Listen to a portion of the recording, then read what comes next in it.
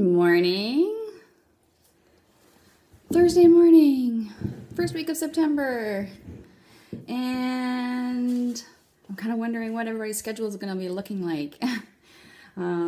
This is typically the week where everybody starts looking at their schedule and going, where is everybody? Hey, Rebecca, who's ITB Skin Studio? Do I know you? Do I know your name? I just don't recognize your handle. Hey, Rebecca. Oh, it's Naomi. Hi, Naomi. Nice to see you on here.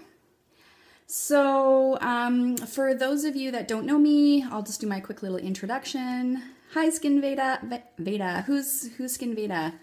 And Danica's coming on this morning. I think everybody wants to know how to fill their appointment schedule.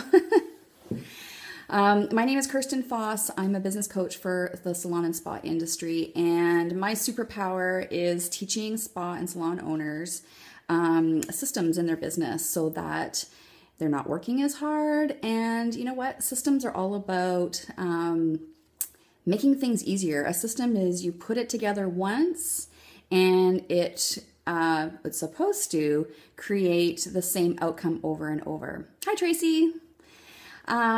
So anyways, that's what I love doing. I feel like that systems really make salon and spa owners' lives way easier. And so you can focus on growing your business. So that's what I do. Now, today I am talking about how to fill your schedule, daytime schedule actually, because I think most of you probably have evenings and weekends available for clients, but those are the ones that fill up the quickest. And you're in your studio, your spa, your staff may be sitting around. It's been a busy summer and all of a sudden it's crickets in your business. And so what do? You need to fill your daytime appointments, but what do you do when everybody's back to school and work and getting back into their jam? And how do you encourage those daytime appointments? Well, I've got three points to make, and it's kind of like a little system. Yeah, back to school. It's one of those things. First, before I get started, I kind of want to talk about, kind of remind you of the big picture. I think it's really easy for us, especially when we have small businesses, to kind of really laser in and focus on what's happening today or this week or this month. And those, if we're having a slow month or a slow week, for sure, that can be a really stressful, have a really stressful effect on your bank account, and you need that to live. But when you think about business and your business as a whole, 1 week being slow isn't a big deal, really. A month of being slow in the big picture, and I'm talking about over the years, is not really a big deal. But what it is telling you is that there's something you need to look at, okay? So to put it into perspective, yes, this week is slow, but I'm going to give you some business building tips to start working on. So it may be slow for this week, it may be slow for next week as you start trying what I'm going to tell you, but it will start giving you some momentum. Okay, so first of all, what I want you to think about is who is available in the daytime. What kind of clients are available during the day, during the week? Those kind of people are usually shift workers. So, the health field, so nurses, doctors, who else is in any kind of emergency providers. There's tons of people that do shift work, people who work in restaurants. You just have to kind of think about who works in shifts, what kind of jobs are in shifts. And once you compile a list, so I had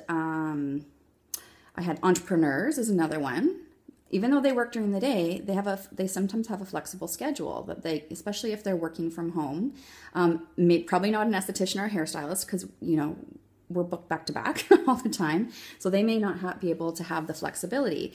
But somebody who something like me, like as a business coach, when I'm business coaching, I have much more flexibility in my day.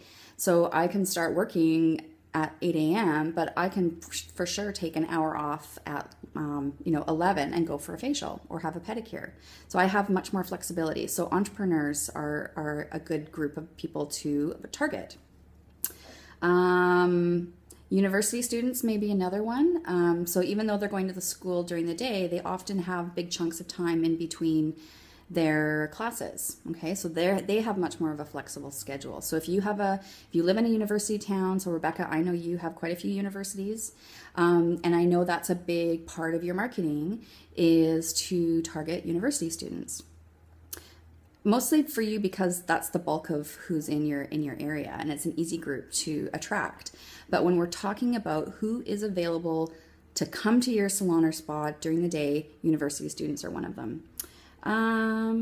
Stay-at-home moms are another one. So just make your own list. Use what I'm giving you, but make your own list and try to drill it down even more. Once you've had your list, then what I want you to do is I want you to pick one of them. Say it is people in the health field. So say nurses and doctors. I want you to pick one of those people on your list, one of that group of people, and I want you to create a marketing plan to market specifically to them. Okay?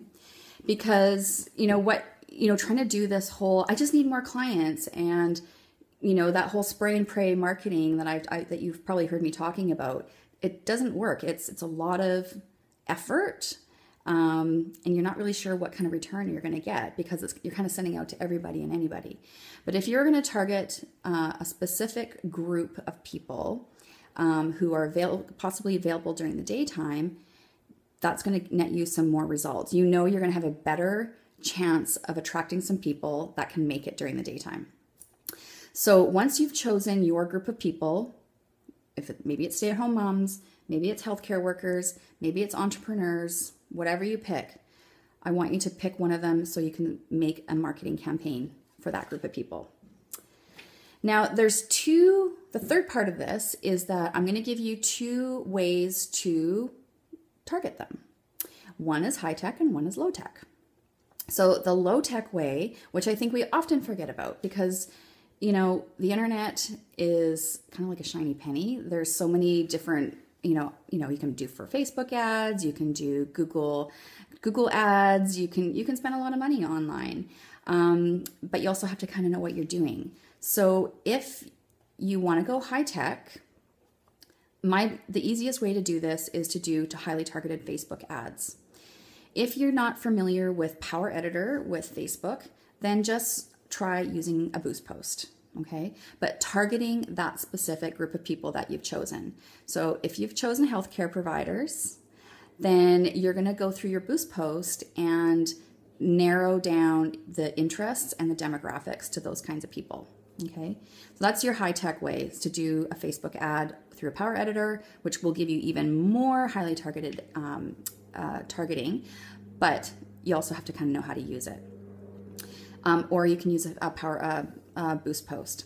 Now, the low-tech way of doing this is really just going back to the way we used to do stuff. Like, I've been in this business for almost 25 years, and this is what I did to build my business then, and it still works. It's just that we think that everything has to be, flashy, shiny, techy, that kind of stuff. And that can be just as simple as creating a document, like a little flyer, like an 8.5 by 11, just a regular sheet of paper. Create what you are offering to those people and march your feet out to, say, if it was for healthcare providers, go to the HR department of the hospital or the medical clinic and ask if they can hang it up in their staff room, okay? So maybe you've got a feature for healthcare providers for the month of, from September 15th to October 15th. That's awesome. Easy. Put it in a flyer, take it, make sure it looks good. I like using canva.com. That's my go-to place when I'm wanting to do quick visuals. And you can make it look really pro, and drop it off at the HR departments or the front desks of their clinics, and ask them if they'd be willing to put that up there. The other place that you can put it, your flyer or your little poster, is in-spa, for in-spa advertising. Get those little plexiglass stands and put one in your reception area, on your reception desk. Put it in the bathroom. One of the best places I put some of my in-spa advertising was right in front of the toilet. Ladies, they sit down and they have nothing to look at but the wall. So I put one of those plexiglass holders that screws into the wall right in front of the toilet where they sit down and have a pee and look at what the feature is for that month, okay? You can make little ones, and you can get the small little plexiglass stands. Yeah, the bathroom works. It totally works. And you know where I got that idea from? I got it from when I was younger and I was at the bars, and you go to the bathroom and there's always that little advertisement right in front of you, okay? But you have a captive audience. It's the perfect place. The other place is in the treatment rooms, like I was saying, but maybe you don't have a lot of room, so maybe you want to make your little poster smaller, and just get one of the little small plexiglass things, and you can put it right on your manicure station or your pedicure station, okay? You just want to have it visible. You want to send it out in an email newsletter, okay? That from September 15th to October 15th, you have a feature for healthcare providers. Share with anybody that you know that's a healthcare provider. Okay, use your current list that you have. Okay, get it out there. So that's the low-tech way of executing your marketing plan, is to do flyers and to post them and to send them out on your newsletter. Okay, so I hope that gives you some ideas for attracting new clients or even existing clients and reminding them to come back to your business. Oh, one other little way that you could do this, if you do have a booking system, thank you for the hearts. Who's the blue hearts? I love getting those like woo hearts coming out. That looks so cool. If you have like a booking system or like MindBody or Booker or Millennium or any of those will allow you to segment your list.